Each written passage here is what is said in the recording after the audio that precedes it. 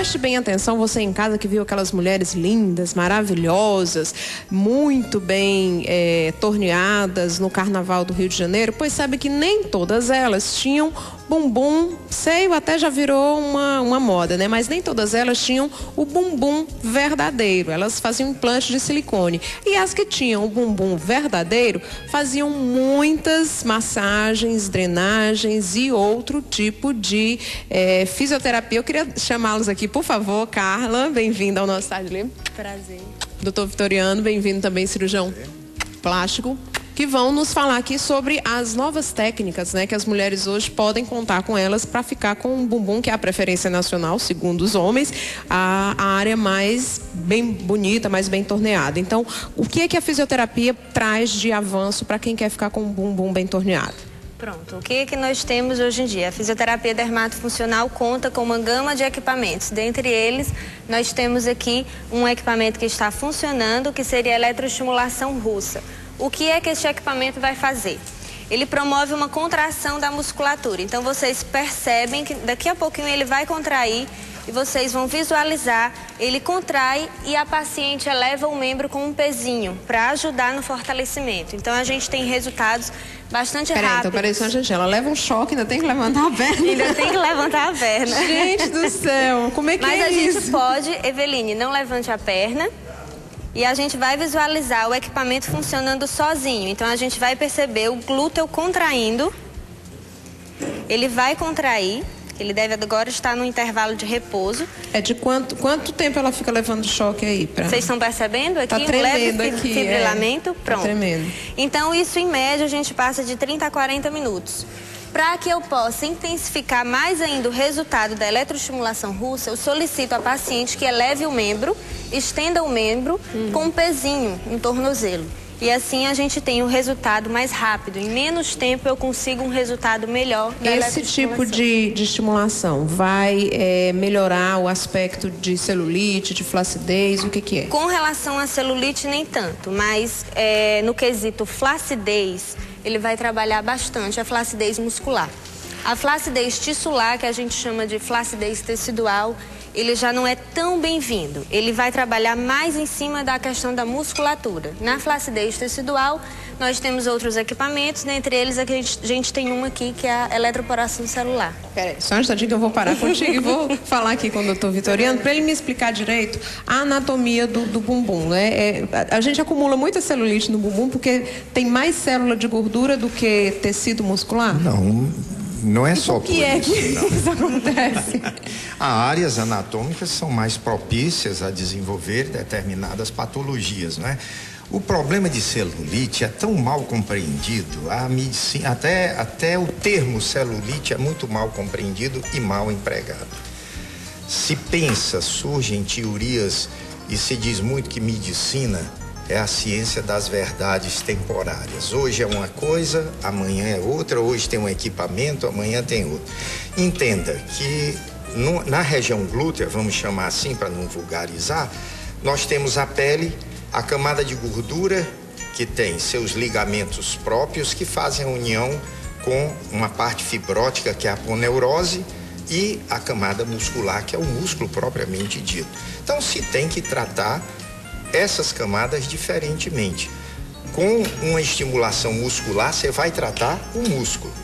Não é? Com a injeção de gordura, você pode aumentar o teor de gordura, a espessura de gordura da camada subcelular, não é? Subcutânea. E se pode melhorar a superfície cutânea, que são as estrias, a celulite, com técnicas de fisioterapia. Eu costumo dizer a meus clientes que eu não penso nem em ganhar na cena. Eu gostaria muito de encontrar um tratamento eficaz e definitivo para celulite, para estria. Ou no dia que o senhor fizer isso, avisa pra gente, doutor. Agora, para aumentar o bumbum mesmo, não tem musculação que dê jeito? Duas coisas. O leigo tem que entender que, sob o ponto de vista estético, ainda não há uma cirurgia esteticamente aprovada capaz de levantar o bumbum. Existe Então, o bumbum tá caído, ele vai ficar grande, mas vai ficar caído. Bom, se pode, à medida que você distende a pele, ele dá uma aparência melhor. mas não existe uma técnica eficaz e duradoura. Existem fios de tração, existe uma técnica de um fio búlgaro que se faz uma técnica circular com um fio grosso, mas os resultados, sinceramente, são passíveis de crítica. O que geralmente se consegue no bumbum é a prótese de silicone, a lipoaspiração para aqueles bumbuns mal formados, a região glútea mal formada, não é? Ou então a injeção de gordura. Basicamente é isso. Vou voltar aqui, daqui a pouco a gente fala dessas injeções aí. Falando em injeção, a chamada intradermoterapia eram injeções que eram aplicadas com agulhinhas, né, para tentar amenizar o problema da celulite e de outros, até mesmo da flacidez, né? Exatamente. Mas com essa história de contaminação, as pessoas têm medo agora de agulha, tem outro tipo de efeito ou de intradermoterapia que não seja tão invasiva, mas que seja interna? Pronto, temos sim. Um deles é a eletroporação celular. Esse equipamento a gente costuma chamar de transdermoterapia ou intradermoterapia sem agulhas. Então, com ele eu consigo colocar fármacos, os mesmos fármacos que eu utilizava com a intradermoterapia. Sem dor. Sem injetar nada, sem agulha.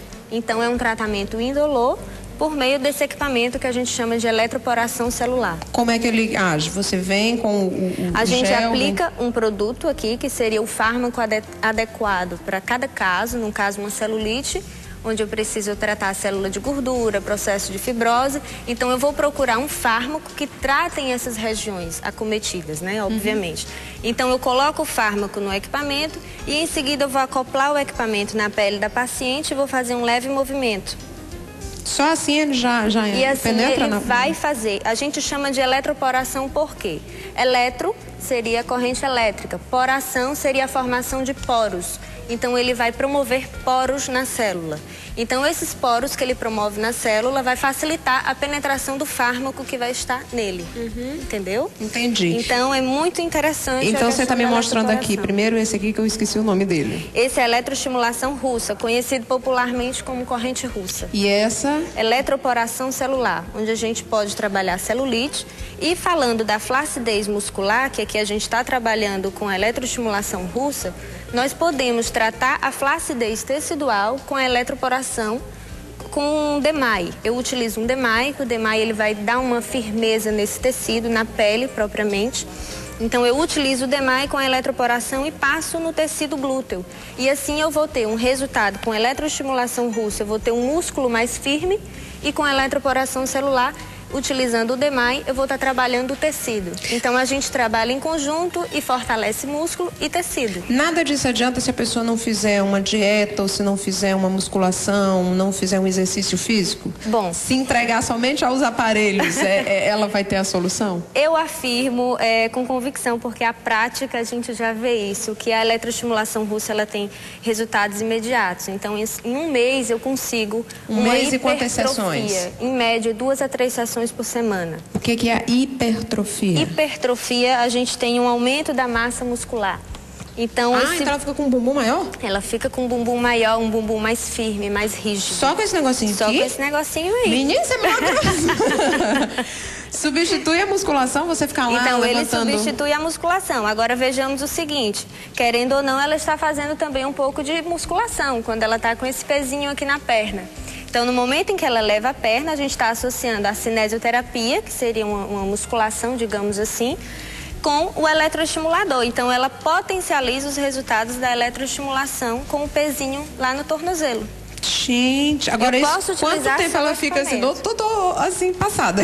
Quanto tempo ela fica levando choquinho? O negócio é o choque, né? Em média, 30 a 40 minutos. Aqui a gente tem um tempo de contração e um tempo de repouso, que é justamente para não ocorrer uma fadiga nessa musculatura. Como é o nome dela? Eveline. Eveline, esse choque dói muito. Dói um pouquinho. Tô começando a desistir da ideia.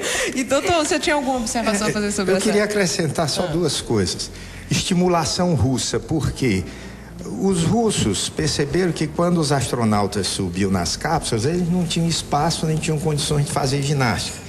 Então eles desenvolveram esse método que se diz que uma sessão dessa vale por várias sessões de academia. Daí a rapidez de você... Então essa é a musculação de astronauta. Exatamente. Você pode dizer assim. A outra coisa que eu gosto